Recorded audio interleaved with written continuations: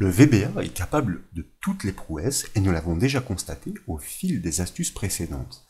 Avec ce nouveau sujet Excel, nous allons voir avec quelle simplicité il est possible d'atteindre au clic un élément recherché dans une base de données. Sur l'exemple illustré à l'écran, l'utilisateur choisit une référence, un code, à l'aide d'une liste déroulante. Nous allons par exemple remonter ici pour définir ce code. Aussitôt, vous remarquez que ce code est repéré en vert dans un tableau des références placé juste en dessous. Dès lors, si l'utilisateur double-clique sur cette référence, il bascule automatiquement sur la feuille de la base de données, précisément sur la ligne de ce code. Elle offre tous les renseignements attachés à ce produit, donc pour consulter tout son détail. Pour monter cette astuce VBA Excel, nous suggérons de récupérer un classeur offrant ce tableau des références et cette base de données. Comme toujours, ce classeur est offert au téléchargement depuis le site bombage.fr. Vous le verrez, nous débouchons sur la première des deux feuilles de ce classeur. Elle est nommée choix-ref. Nous l'avons vu, en cellule C3, si vous choisissez une référence avec la liste déroulante, nous allons descendre un peu plus loin, vous remarquez que instantanément, son code est repéré en couleur dans le tableau du dessous. Désormais, et comme nous l'avons expliqué, un double-clic sur cette référence repérée doit conduire sur la ligne attachée dans la base de données de la feuille catalogue. Au double-clic sur un code, c'est donc une procédure VBA qui doit être exécutée pour trouver la ligne correspondante à la référence demandée. Cette procédure, bien que vide, existe déjà, et nous allons le constater. Pour cela, je vous invite à réaliser le raccourci clavier, Alt F11 comme vous le savez, pour basculer dans l'éditeur VBA Excel. Et si d'aventure, le module n'est pas activé, vous devez déployer ce dossier module et double-cliquer sur l'élément module 1. Nous découvrons effectivement la présence de la procédure vierge à implémenter. Elle se nomme trouver ref et elle attend en paramètre la cellule en question, celle qui est cherchée. Nous l'avons dit, cette procédure doit être appelée au double-clic sur l'une des cellules du tableau des références de la première feuille de ce classeur. Donc, dans l'explorateur sur la gauche, cette fois, je vous invite à double-cliquer sur l'élément feuille 1 choix ref. Nous affichons ainsi la feuille de code VBA, vierge certes, associée à la première feuille de ce classeur. Et là, en haut de cette feuille de code, nous allons déployer la première liste déroulante pour choisir l'élément worksheet qui désigne la feuille. Cette action a pour effet de créer la procédure événementielle worksheet selection change. Ce n'est pas celle qui nous intéresse. L'événement doit intervenir au double-clic sur une cellule de la feuille. Donc, nous actionnons la liste déroulante de droite pour cette fois lui associer l'événement before double-click. C'est ainsi que nous créons la procédure événementielle worksheet before double-click. D'ailleurs, la précédente peut être supprimée puisqu'elle n'est pas utile, ce que nous faisons dans l'enchaînement. Les actions que nous allons entreprendre vont se déclencher juste avant la conséquence du double-clic qui a pour effet, normalement, d'activer la modification de la saisie dans la cellule concernée. C'est ainsi que notre code VBA va prendre le pas sur cet événement qui ne verra pas le jour. Ensuite, vous notez la présence de deux paramètres, et celui qui nous intéresse est nommé target. Il représente la cellule cliquée. C'est la raison pour laquelle il est typé comme un objet de type range, une plage de cellules, à défaut, une seule cellule. Cette procédure événementielle, au double-clic sur une cellule des références, doit se contenter d'appeler notre procédure qui se nomme trouver ref. C'est volontairement que je ne respecte pas la case pour m'assurer que je n'ai pas commis l'erreur et que le VBA va bien me corriger cette case à validation, et vous voyez que c'est parfaitement le cas pour l'objet, sa propriété, mais aussi pour la procédure que nous appelons. Maintenant que la main est passée avec la donnée à trouver, nous devons nous soucier de l'implémentation de la procédure trouver ref. Donc, dans l'explorateur, nous revenons par double-clic dans notre module nommé module 1. Et dans les bornes de la procédure trouver ref, nous allons commencer par la déclaration des variables nécessaires. Je vous propose de nommer la première la colonne. Sa vocation est de représenter la colonne de la base de données, feuille catalogue, dans laquelle la recherche doit être exercée. Nous l'initialiserons par la suite. Et comme il s'agit d'une plage de cellules, nous typons cette variable comme un objet de type range. Dans l'enchaînement, je vous propose de déclarer la variable la recherche, que nous typons elle aussi comme un range. Pourquoi? Eh bien cette fois, cette variable objet doit représenter la cellule trouvée dans la base de données.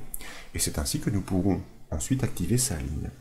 Comme désormais, je vous rappelle que nous exerçons par défaut les travaux sur la feuille choix ref. Or, la recherche doit être exercée sur la feuille catalogue. C'est la raison pour laquelle, eh bien, avant de poursuivre, nous devons activer cette feuille. Et pour cela, eh bien, nous exploitons notre objet worksheets, qui par défaut représente la collection des feuilles de ce classeur, mais en lui passant précisément le nom de celle qui nous intéresse, entre guillemets, catalogue, eh bien, nous pointons sur cette dernière. Et là, comme nous l'avons fait, comme nous le faisons de coutume, eh bien nous exploitons la méthode Activate de manière à pouvoir donner le focus à cette feuille catalogue sur laquelle nous souhaitons maintenant travailler.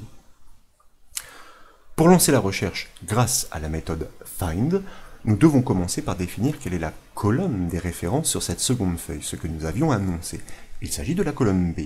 Nous devons donc initialiser notre première variable objet sur cette colonne. Initialiser donc mot-clé 7. Sur notre variable la colonne que nous souhaitons faire pointer sur la colonne B grâce à la collection VBA Excel Columns qui représente par défaut toutes les colonnes de la feuille, mais en lui passant en paramètre une colonne précise, B2.B, eh bien nous représentons dans notre objet la colonne, cette dernière.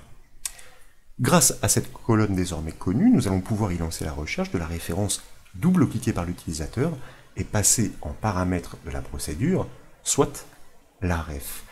Dans l'enchaînement, donc, eh bien, nous procédons à l'initialisation de notre objet la recherche, que nous allons faire agir sur notre objet la colonne, donc la colonne B, pour y déclencher la méthode find. La méthode find, donc, qui signifie littéralement trouver. Mais trouver quoi? Eh bien, trouver la ref, qui, je vous le rappelle, correspond à la cellule, ou au contenu plutôt de la cellule, passée en paramètre à notre procédure, depuis notre procédure événementielle du double-clic sur la première feuille. Pour tester maintenant le résultat de la recherche, nous devons dégainer une instruction conditionnelle. Si la variable la recherche porte une référence, alors nous pouvons activer sa cellule, donc sa ligne.